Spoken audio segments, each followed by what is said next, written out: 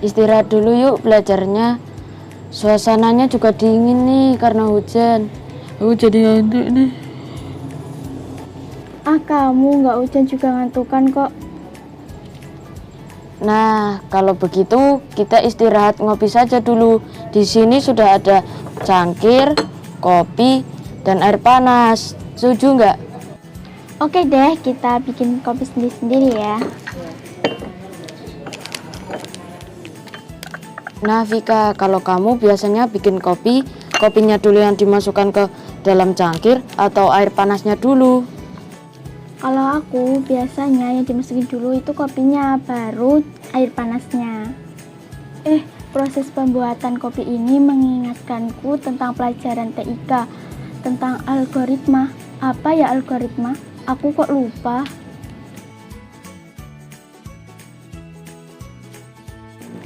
Assalamualaikum. Halo sahabat hebat informatika. Salam sehat, semangat, manfaat. Bersama saya Ibu Yuni dalam mata pelajaran informatika. Kali ini kita akan belajar tentang materi algoritma. Nah, pernahkah kalian mendengar kata algoritma? Apa sih algoritma itu? Apa kegunaannya algoritma dalam kehidupan sehari-hari? Yuk kita cari tahu tentang apa itu algoritma. Namun sebelum belajar dimulai, mari kita berdoa terlebih dahulu agar dalam belajar kita diberikan kemudahan dan mendapatkan ilmu yang bermanfaat. Kita lafazkan bersama-sama ya doa belajar. Bismillahirrohmanirrohim. Robbi zidni ilma warzuqni fahma. Amin. Nah, sudah siap ya untuk belajar? Let's go. Ayo kita belajar.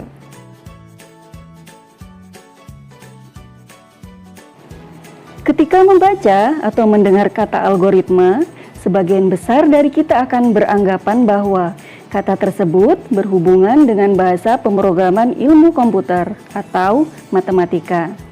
Ya, itu benar. Namun, dalam kehidupan sehari-hari pun tanpa kita sadari, kita sering melakukan algoritma. Tapi sebenarnya apa ya pengertian algoritma itu? Secara umum, pengertian algoritma adalah suatu urutan dari beberapa langkah logis dan sistematis yang digunakan untuk menyelesaikan suatu masalah tertentu. Dengan kata lain, semua susunan logis yang diurutkan berdasarkan sistematika tertentu dan digunakan untuk memecahkan suatu masalah dapat disebut dengan algoritma. Algoritma memiliki 5 ciri utama yang saling berhubungan satu dengan yang lainnya. Menurut Donald Eknat, ciri-ciri algoritma adalah sebagai berikut. Yang pertama, ada input, yaitu permasalahan yang dihadapi dan akan dicarikan solusinya. Yang kedua, ada proses, yaitu langkah-langkah yang harus dilakukan untuk mencapai tujuan akhir. Yang ketiga, ada output, yaitu solusi atau tampilan akhir yang didapatkan dari suatu algoritma. Dan algoritma minimal memiliki satu output. Yang keempat, ada instruksi-instruksi yang jelas dan tidak ambigu, yaitu instruksi yang jelas dalam algoritma sehingga tidak terjadi kesalahan dalam menghasilkan output. Dan yang kelima, ada tujuan akhir yang akan dicapai, yaitu akhir dari program di mana program akan berhenti ketika tujuan akhir telah dicapai. Dalam kehidupan sehari-hari, contoh algoritma dapat digambarkan dalam berbagai hal. Contohnya, aktivitas atau langkah-langkah cara menyajikan secangkir kopi panas, atau langkah-langkah cara memasak nasi goreng, dan lain sebagainya. Nah, sebagai contoh, kita akan membuat algoritma cara membuat secangkir kopi panas. Tujuan atau penyelesaiannya adalah tersajinya secangkir kopi panas. Masalahnya adalah bagaimanakah urutan atau cara membuat secangkir kopi panas yang logis dan masuk akal secara sistematis. Secara logika, untuk membuat secangkir kopi panas, yang pertama kita butuhkan adalah alat dan bahannya. Mari kita inventarisir alat dan bahan yang diperlukan untuk membuat secangkir kopi panas. Tentu kita membutuhkan alat dan bahan berupa 1 saset kopi, air panas, cangkir, dan sendok. Jika kita buat algoritma cara menyajikan secangkir kopi panas, maka akan terlihat langkah-langkahnya sebagai berikut. Untuk membuat secangkir kopi panas, langkah-langkahnya adalah: pertama, siapkan sebuah cangkir. Kedua, sobek bungkus kopi sasetnya. Ketiga, tuang isi kopi saset ke dalam cangkir. Yang keempat, tuang air panas ke dalam cangkir.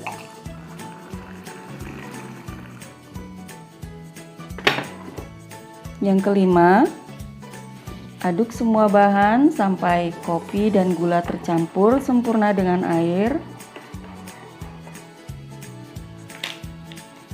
Dan secangkir kopi panas siap untuk disajikan. Demikian algoritma cara membuat cangkir kopi panas yang logis dan sistematis. Walaupun dalam membuat algoritma harus berurutan, tetapi dalam beberapa kasus boleh urutannya terbalik, asalkan tidak merubah pada output atau hasil akhirnya. Misalnya dalam algoritma membuat secangkir kopi panas tadi, urutannya dirubah. Air panasnya yang terlebih dahulu dimasukkan ke dalam cangkir, baru kemudian kopi dan gulanya, kemudian diaduk rata. Hal tersebut tidak mengubah hasil akhir dari cara membuat secangkir kopi panas, karena tetap akan menghasilkan output secangkir kopi panas yang sistematis dan logis. Nah, bagaimana? Sudah tahu kan tentang algoritma? Dan bagaimana membuat algoritma dalam kehidupan sehari-hari? Sangat mudah, bukan? Menggunakan algoritma tidak harus selalu berhubungan dengan masalah komputasi ataupun matematik. Tapi juga masalah dalam kehidupan sehari-hari dapat kita selesaikan dengan algoritma. Meskipun langkah-langkah penyelesaian masalah itu tidak sering kita sebut dengan algoritma, tetapi seperti itulah kiranya algoritma yang dapat digunakan untuk menyelesaikan masalah. Dan dengan algoritma dapat membuat kita terbiasa menjadi berpikir secara sistematis dan logis. Demikian materi kita pada kesempatan hari ini. Sampai jumpa di materi-materi pelajaran yang lain. Tetap sehat, semangat, manfaat. Assalamualaikum warahmatullahi wabarakatuh. Nah, bagaimana Vika? Sudah ingatkan tentang materi algoritma? Ya, aku sudah ingat. Sekarang kita bikin kopi sesuai langkah-langkah algoritma membuat kopi yuk.